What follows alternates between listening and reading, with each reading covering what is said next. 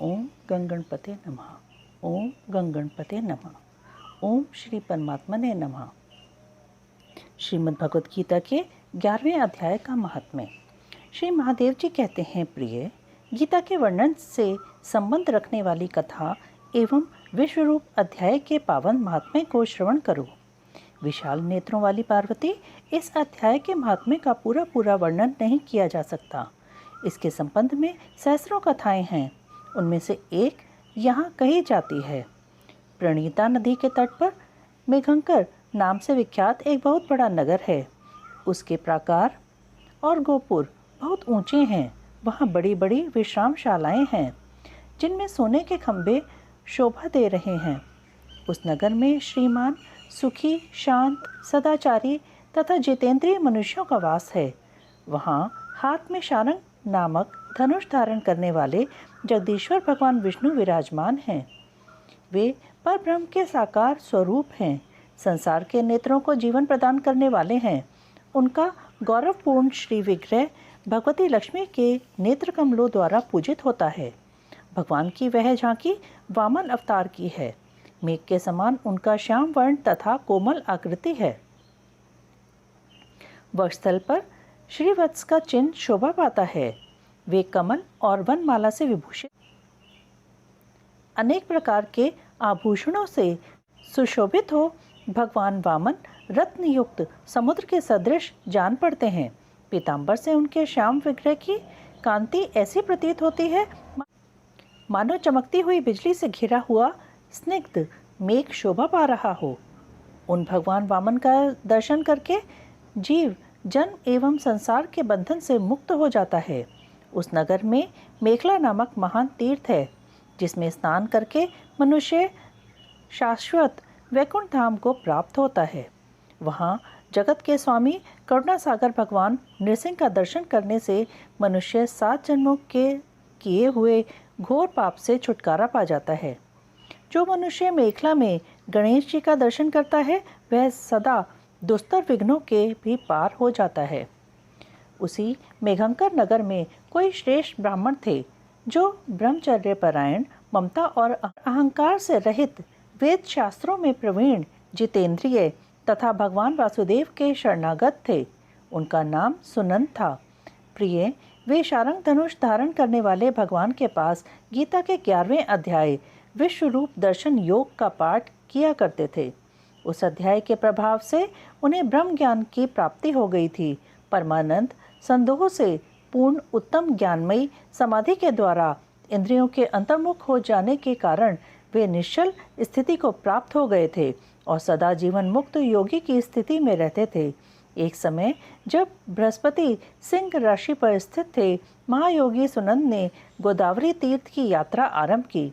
वे क्रमशः विरज तीर्थ, तारा तीर्थ, कपिला संगम, अष्ट तीर्थ, कपिला द्वार, नृसिंह हवन, अंबिकापुरी तथा करस्थानपुर आदि क्षेत्रों में स्नान और दर्शन करते हुए विवाह मंडप नामक नगर में आए। वहां उन्होंने प्रत्येक घर में जाकर अपने ठहरने के लिए स्थान मांगा, परंतु कहीं भी उन्हें स्थान नहीं मिला। अंत में गांव के मुखिया ने उन्हें एक बहुत बड़ी धर्मशाला दिखा दी। ब्राह्मण ने साथियों सहित उसके भीतर जाकर रात में निवास किया। सवेरा होने पर उन्होंने अपने को तो धर्मशाला के बाहर पाया, किंतु उनके और साथी नहीं दिखाई दिए। वे उन्हें खोजने के लिए चले।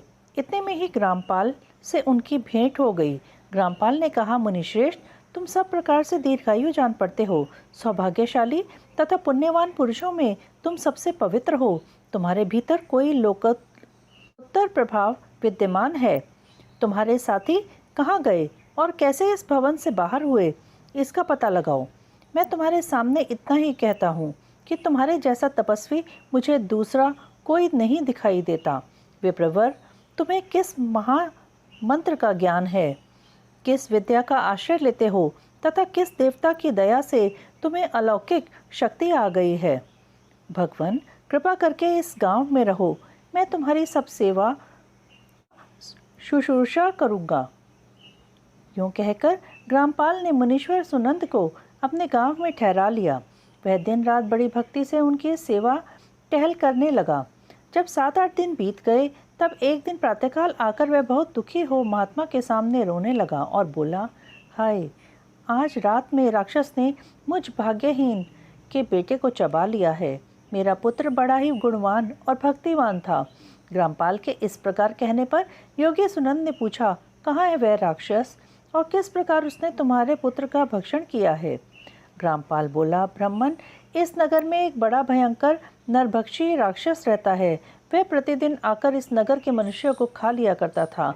तब एक दिन समस्त नगरवासियों ने मिलकर उससे प्रार्थना की, राक्षस, तुम हम सब लोगों की रक्षा करो। हम तुम्हारे लिए भोजन की व्यवस्था किए देते हैं। यहाँ बाहर के जो पथिक रात में आकर नींद लेने लगे उनको खा जाना। इस प्रकार नागरिक मनुष्यों ने गांव के मुखिया द्वारा इस धर्मशाला में भेजे हुए पथिकों को ही राक्षस का आहार निश्चित किया।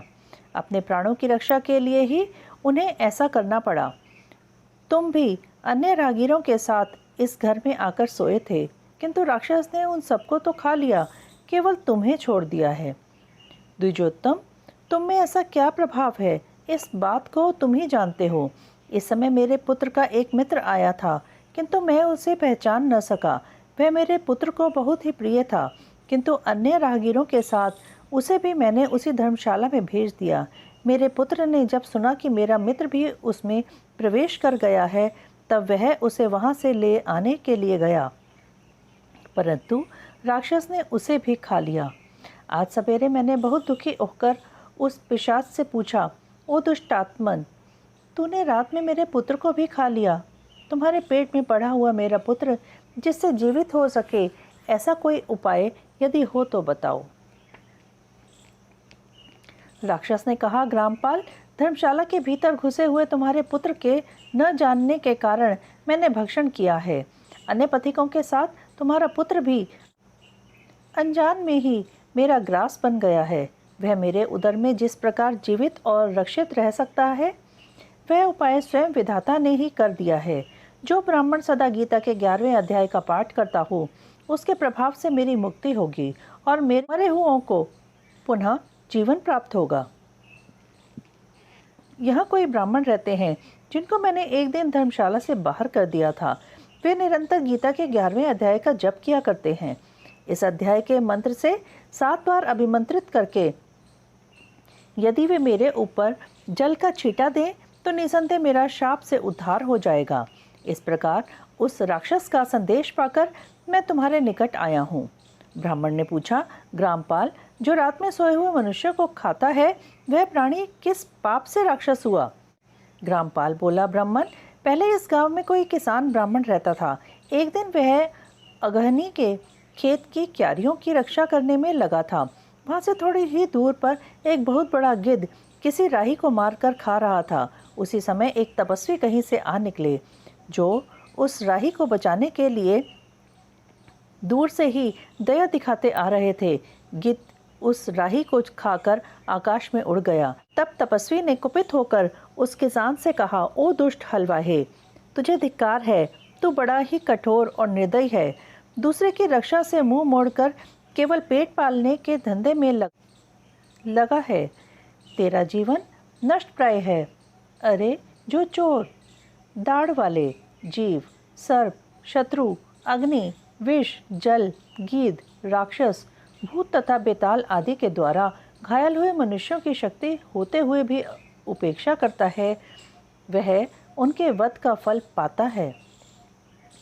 जो शक्तिशाली होकर भी चोर आदि के चंगुल में फंसे हुए ब्राह्मण को छुड़ाने की चेष्टा नहीं करता, वह घोर नरक में पड़ता है और पुनः भेड़ियों की योनि में जन्म लेता है। जो वन में मारे जाते हुए तथा गृह और व्याघ्र की दृष्टि में पड़े हुए जीव की रक्षा के लिए छोड़ो छोड़ो की पुकार करता है, वह परम गति को प्राप्त होता है। जो मनुष्य गऊ की रक्षा के लिए व्याघ्र भी राजाओं के हाथ से मारे जाते हैं, वे भगवान विष्णु के उस परम पद को पाते हैं जो योगियों के लिए भी दुर्लभ है। सहस्त्र अश्वमेघ और 100 वाजपेयी यज्ञ मिलकर शरणागत रक्षा की 16वीं कला के बराबर भी नहीं हो सकते। दीन तथा भयभीत जीव की उपेक्षा करने से पुण्यवान पुरुष भी समय आने पर कुंभीपाक नामक नरक में पकाया जाता है। तूने दुष्ट गिद्ध के द्वारा खाए जाते हुए राही को देखकर उसे बचाने में समर्थ होते हुए भी जो इसकी रक्षा नहीं की, इससे तू निर्दयी जान पड़ता है, अतः तू राक्षस हो जा। हलवाहा बोला, महात्मन, मैं यहाँ उपस्थित अवश्य था, किंतु मेरे नेत्र बहुत देर से खेत की रक्षा में लगे थे, अतः पास होने पर भी गिद्ध के द्वारा मारे जाते हुए इस मनुष्य को मैं नहीं जान सका, अतः मुझ दीन पर आपको अनुग्रह करना चाहिए। तपस्वी ब्राह्मण ने कहा, जो प्रतिदिन गीता के 11वें अध्याय का जप करता है, उस मनुष्य के द्वारा अभिमंत्रित जल जब तुम्हारे मस्तक पर पड़ेगा, उस समय तुम्हें शाप से छुटकारा मिल जाएगा। यह कहकर तपस्वी ब्राह्मण चले गए और वह हलवाहा राक्षस हो गया। अतः द्विश्रेष्ठ, तुम चलो और 11वें अध्याय से तीर्थ के जल को अभिमंत्रित करो, फिर अपने ही हाथ से उसे राक्षस के मस्तक पर छिड़क दो। ग्रामपाल की यह सारी प्रार्थना सुनकर ब्राह्मण का हृदय करुणा से भर आया। वे बहुत अच्छा कहकर उसके साथ राक्षस के निकट गए। वे ब्राह्मण योगी थे। उन्होंने विश्वरूप दर्शन नामक 11वें अध्याय से जल अभिमंत्रित करके उस राक्षस के मस्तक पर डाला। गीता के 11वें अध्याय के प्रभाव से वह शाप से मुक्त हो गया। उसने राक्षस देह का परित्याग करके चतुर्भुज रूप धारण कर लिया तथा उसने जिन सहस्त्रों पथिकों का भक्षण किया था, वे भी शंख, चक्र एवं गदा धारण किए चतुर्भुज रूप हो गए। तत्पश्चात वे सभी विमान पर आरूढ़ हुए। इतने में ही ग्रामपाल ने राक्षस से कहा, निशाचर, मेरा पुत्र कौन है, उसे दिखाओ। उसके यूँ कहने पर दिव्य बुद्धि वाले राक्षस ने कहा, ये जो तमाल के समान श्याम, 4 भुजाधारी, माणिक्यमय मुकुट से सुशोभित तथा दिव्य मणियों के बने हुए कुंडलों से अलंकृत हैं, हार पहनने के कारण जिनके कंधे मनोहर प्रतीत होते हैं, जो सोने के भुजदंडों से विभूषित, कमल के समान नेत्र वाले, स्निग्ध रूप तथा हाथ में कमल लिए हुए दिव्य विमान पर बैठकर देवत्व को प्राप्त हो चुके हैं, इन्हीं को अपना पुत्र समझो। यह सुनकर ग्रामपाल ने उसी रूप में अपने पुत्र को देखा और उसे अपने घर ले जाना चाहा। यह देख उसका पुत्र हंस पड़ा और इस प्रकार कहने लगा। पुत्र बोला, ग्रामपाल, कई बार तुम भी मेरे पुत्र हो चुके हो। पहले मैं तुम्हारा पुत्र था, किंतु अब देवता हो गया हूँ। इन ब्राह्मण देवता के प्रसाद से वैकुंठ धाम को जाऊंगा। देखो, यह निशाचर भी चतुर्भुज रूप को प्राप्त हो गया। 11वें अध्याय के महात्म्य से यह सब लोगों के साथ श्री विष्णु धाम को जा रहा है। अतः तुम भी इन ब्राह्मण देव से गीता के 11वें अध्याय का अध्ययन करो और निरंतर उसका जप करते रहो। इसमें संदेह नहीं कि तुम्हारी भी ऐसी ही उत्तम गति होगी। तात, मनुष्यों के लिए साधु पुरुषों का संग सर्वथा दुर्लभ है, वह भी इस समय तुम्हें प्राप्त है। अतः अपना अभीष्ट सिद्ध करो। धन, भोग, दान, यज्ञ, तपस्या और पूर्व कर्मों से क्या लेना है। विश्व रूपाध्याय के पाठ से ही परम कल्याण की प्राप्ति हो जाती है। पूर्णानंद संदोह स्वरूप श्री कृष्ण नामक ब्रह्म के मुख से कुरुक्षेत्र में अपने मित्र अर्जुन के प्रति जो अमृतमय उपदेश निकला था, वही श्री विष्णु परम तात्विक रूप है। तुम उसी का चिंतन करो, वह मोक्ष के लिए प्रसिद्ध रसायन है। संसार भय से डरे हुए मनुष्यों की आदि व्याधि का विनाशक तथा अनेक जन्म के दुखों का नाश करने वाला है। मैं उसके सिवा दूसरे किसी साधन को ऐसा नहीं देखता, अतः उसी का अभ्यास करो। श्री महादेव जी कहते हैं, यूँ कहकर वह सबके साथ श्री विष्णु के परम धाम को चला गया। तब ग्रामपाल ने ब्राह्मण के मुख से उस अध्याय को पढ़ा। फिर वे दोनों ही उसके महात्म्य से विष्णु धाम को चले गए। पार्वती, इस प्रकार तुम्हें 11वें अध्याय की महात्म्य कथा सुनाई है। इसके श्रवण मात्र से महान पातकों का नाश हो जाता है। ओम श्री परमात्मने नमः। 11वां अध्याय। इस प्रकार भगवान के वचन सुनकर अर्जुन बोले, हे भगवान, मेरे पर अनुग्रह करने के लिए परम गोपनीय अध्यात्म विषयक वचन अर्थात उपदेश आपके द्वारा जो कहा गया है, उससे मेरा यह अज्ञान नष्ट हो गया है।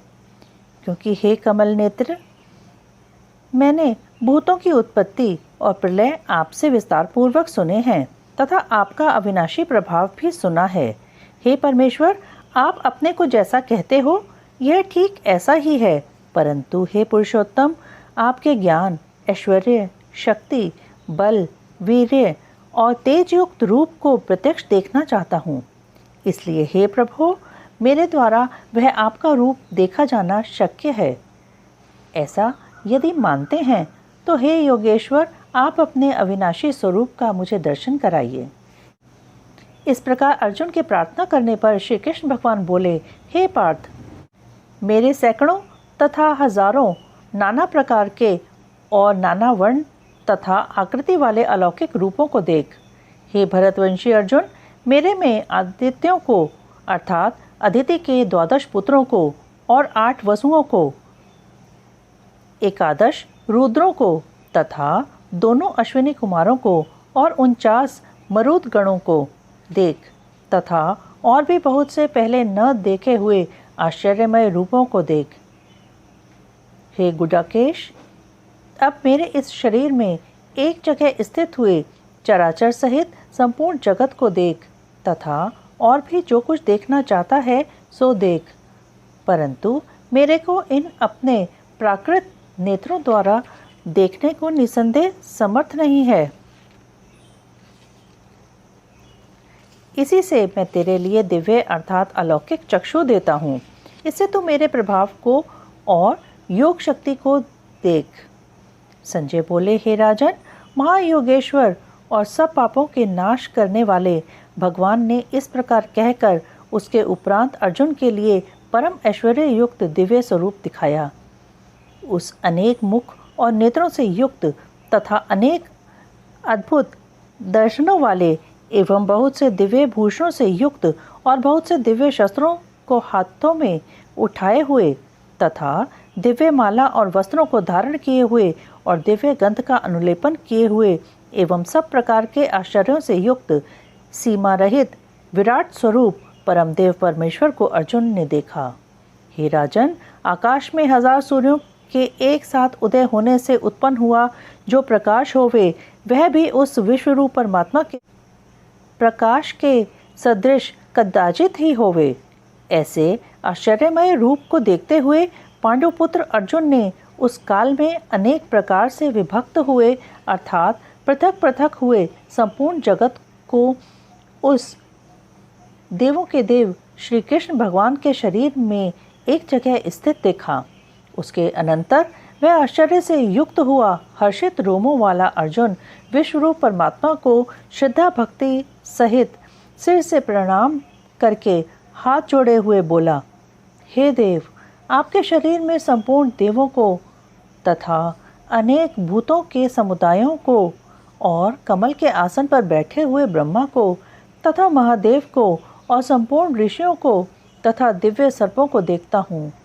हे संपूर्ण विश्व के स्वामिन, आपको अनेक हाथ, पेट, मुख और नेत्रों से युक्त तथा सब ओर से अनंत रूपों वाला देखता हूँ। हे विश्वरूप, आपके न तो अंत को देखता हूँ तथा न मध्य को और न आदि को ही देखता हूँ। हे विष्णु, आपको मैं मुकुट युक्त, गदा युक्त और चक्र युक्त तथा सब ओर से प्रकाशमान तेज का पुंज, प्रज्वलित अग्नि और सूर्य के सदृश ज्योति युक्त देखने में अति गहन और अप्रमेय स्वरूप सब ओर से देखता हूँ।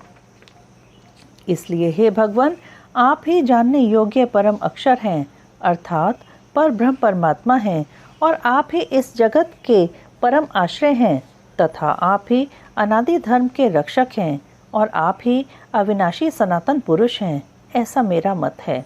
हे परमेश्वर, मैं आपको आदि, अंत और मध्य से रहित तथा अनंत सामर्थ्य से युक्त और अनंत हाथों वाला तथा चंद्र सूर्य रूप नेत्रों वाला और प्रज्वलित अग्नि रूप मुख वाला तथा अपने तेज से इस जगत को तपायमान करता हुआ देखता हूँ। हे महात्मन, यह स्वर्ग और पृथ्वी के बीच का संपूर्ण आकाश तथा सब दिशाएं एक आपसे ही परिपूर्ण हैं तथा आपके इस अलौकिक और भयंकर रूप को देखकर तीनों लोग अति व्यथा को प्राप्त हो रहे हैं।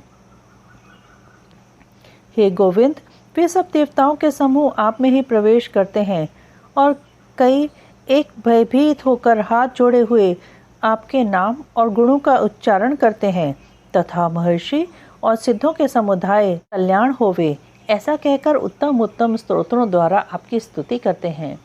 हे परमेश्वर, जो एकादश रुद्र और द्वादश आदित्य तथा 8 वसु और साध्यगण, विश्वदेव तथा अश्विनी कुमार और मरुदगण और पितरों का समुदाय तथा गंधर्व, यक्ष, राक्षस और सिद्ध गणों के समुदाय हैं, वे सभी विस्मित हुए आपको देखते हैं।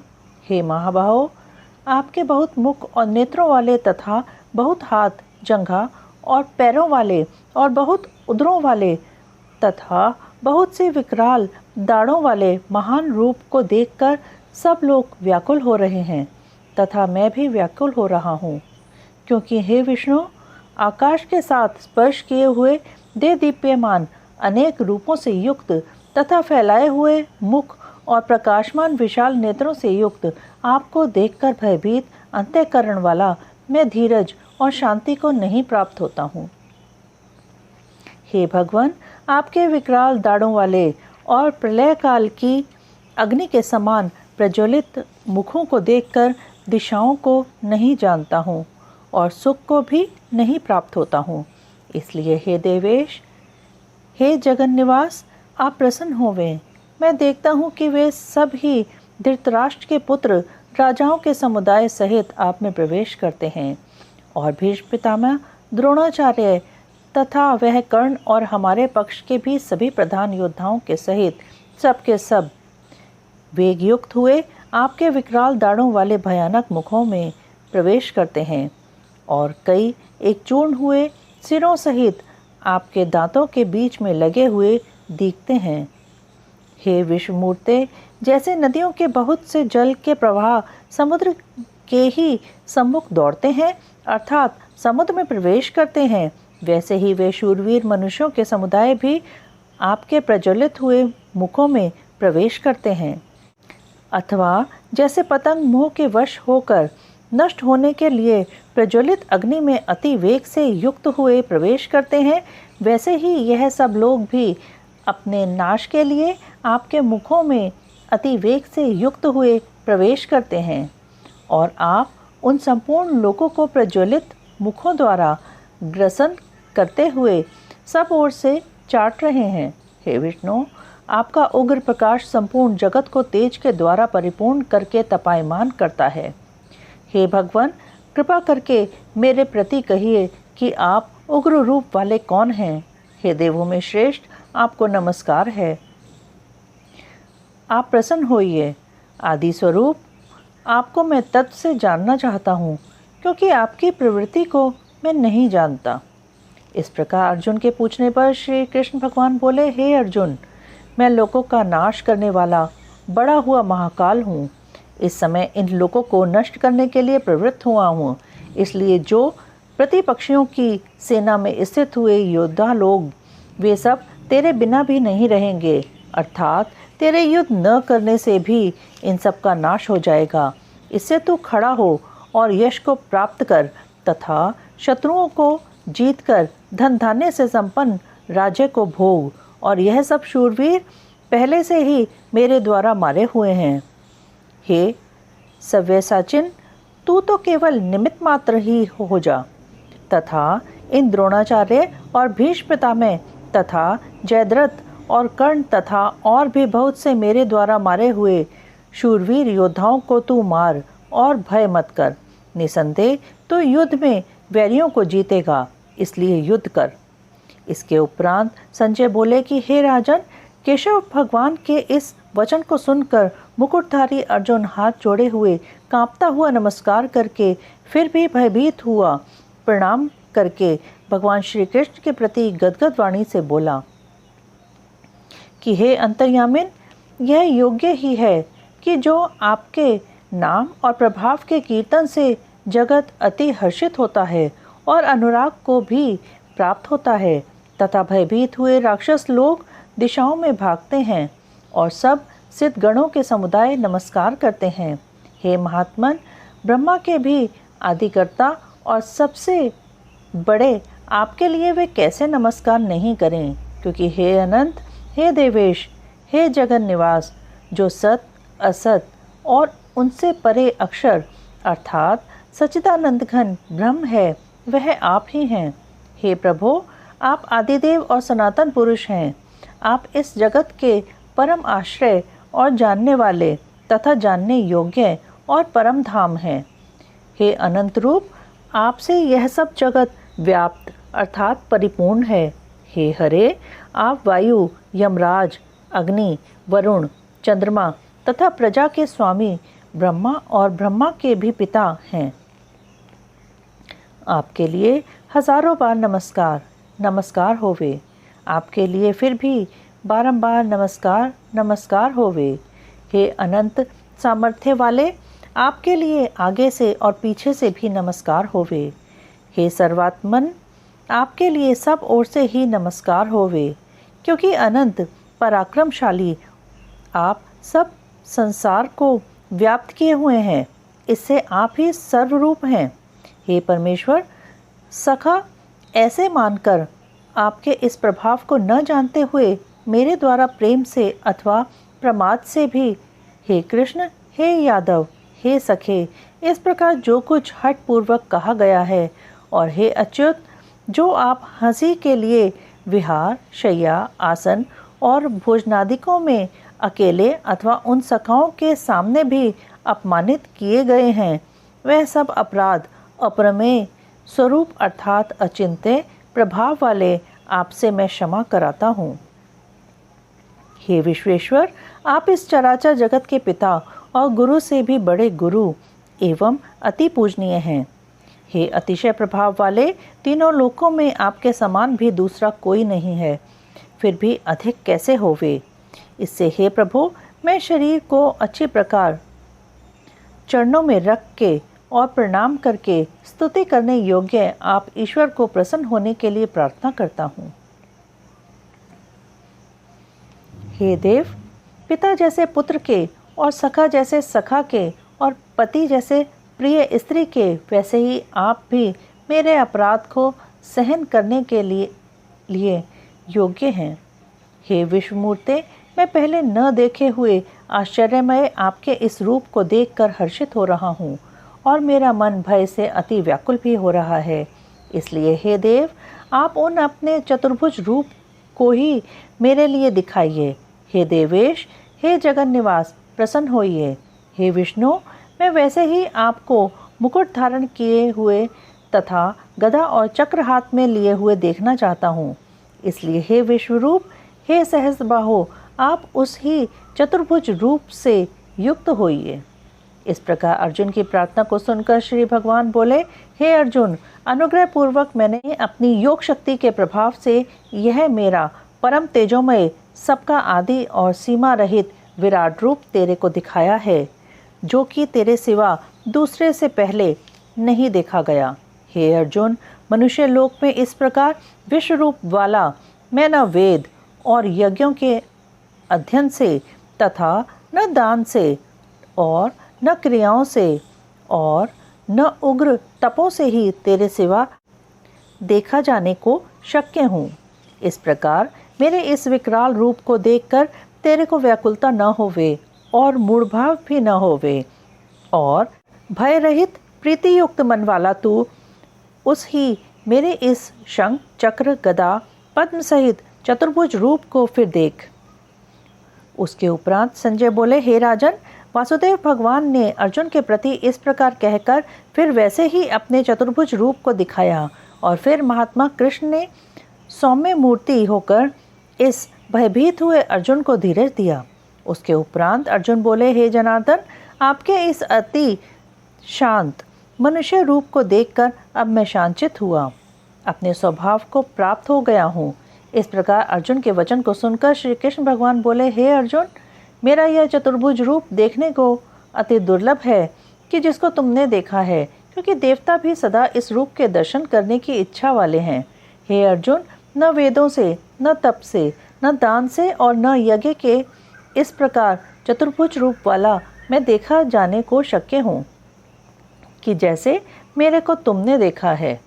परंतु हे श्रेष्ठ तप वाले अर्जुन, अनन्य भक्ति करके तो इस प्रकार चतुर्भुज रूप वाला मैं प्रत्यक्ष देखने के लिए और तत् से जानने के लिए तथा प्रवेश करने के लिए अर्थात एक ही भाव से प्राप्त होने के लिए भी शक्य हूँ।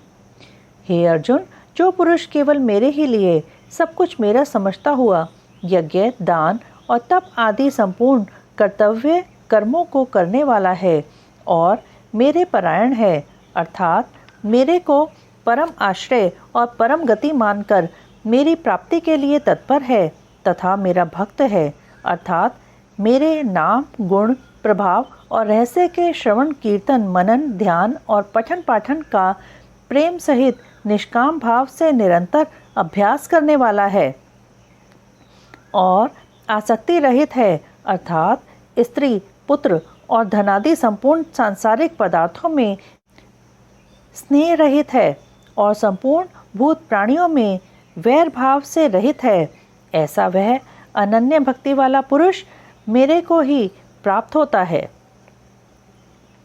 इति श्रीमद् भगवद गीता रूपी उपनिषद एवं ब्रह्म विद्या तथा योग शास्त्र विषयक श्री कृष्ण और अर्जुन के संवाद में विश्व रूप दर्शन योग नामक 11वां अध्याय संपूर्ण।